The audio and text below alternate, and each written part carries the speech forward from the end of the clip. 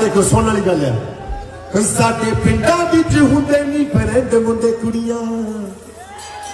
फिर भी मैं तेरी गल मन्नी तेरे सामने सी जानी तेन दिसया तू तां गहरा मैं नशे च सीगी ये तेरा देख किरदार मुड़ पिंड आ गया नी शहर झूठियां दा छड्ड मुंडा पिंड आ गया क्या बात है बाजी साडे दोवां विच जदों तेरा फ्रेंड आ गया साडे दोवां विच जदों तेरा फ्रेंड आ गया